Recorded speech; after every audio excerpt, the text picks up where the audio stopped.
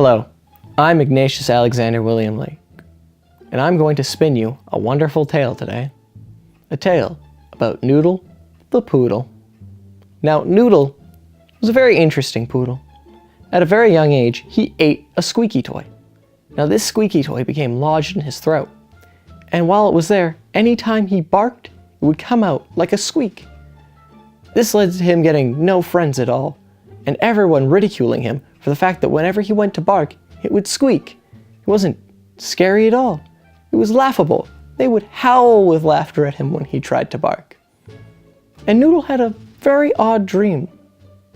He wanted to be a knight of the kingdom, a K-knight, to defend the kingdom. Now, since he had a squeaky toy lodged in his throat, any time he went to the army and they asked him to give his fiercest howl, he would just squeak, and they would laugh him out. But Noodle never gave up. He trained day and night because he believed that someday he could become a K-knight. Now, one point in this kingdom, there was a war with the most fearsome enemy they had ever fought.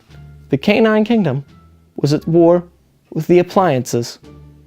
The Appliances were terrifying enemies with many different ways to destroy the canines. They had hair dryers that would blow down their walls and throw dogs into the air. They had other fearsome devices, but the most fierce and the most feared by all canines was the Vacuum Knights. Now, the Vacuum Knights would stride up and with their great howls of woo, would suck up canines, never to be seen from again. They were the most feared thing the kingdom had ever fought. And they went through the kingdom and destroyed town after town. And finally, when they had got to the capital, where Noodle actually lived, the canines pressed every male dog into service.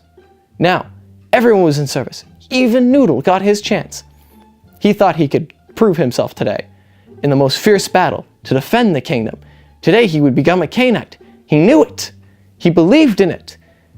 And then, when the battle started and he was outside the walls fighting the Appliances, they crushed wave after wave of enemy, and they felt victorious. They could beat them. They defeated curling irons, clothes irons, even the hair dryers, and even some of the dishwashing engines that they brought in to destroy the walls. But then they came, the Vacuum Knights, and with their fierce woo, it would suck up dozens of knights. The lines were buckling.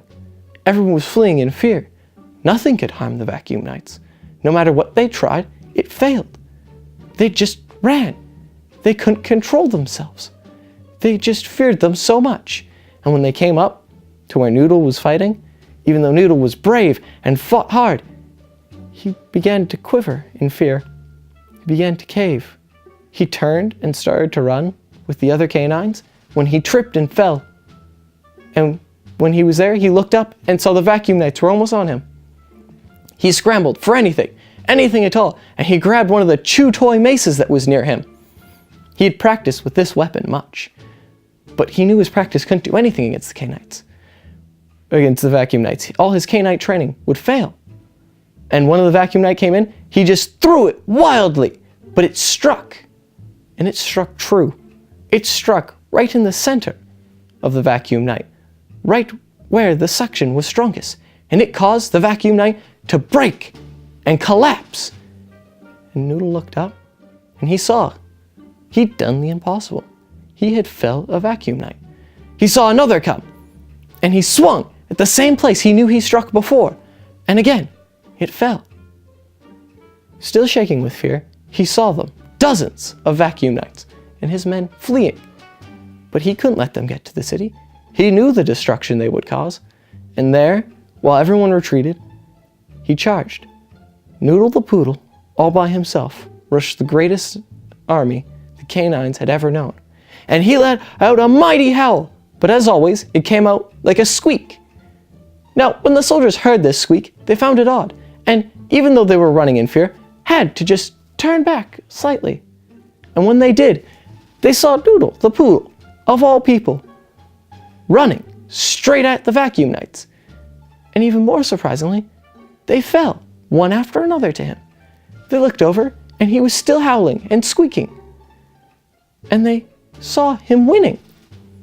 This rallied the canines. They turned, and if Noodle the Poodle could do it, everyone could. They rushed the vacuum knights. Many fell, but Noodle the Poodle had rallied the lines. They held against the vacuum knights, something that had never happened before. And the battle turned to defeat for the appliances. And from this day, Noodle the Poodle was declared a K-Knight. This was his dream fulfilled. And from that day, even though they still feared the vacuum knights in their return, for they were a fearsome foe, commanders started to carry squeaky toys with them, to squeak for when to charge, because it was no longer a matter of laughter to dogs. It was a matter of pride. When a squeaky toy made its noise, it was a call to arms, a call to be vicious, a call to stand up to your fear.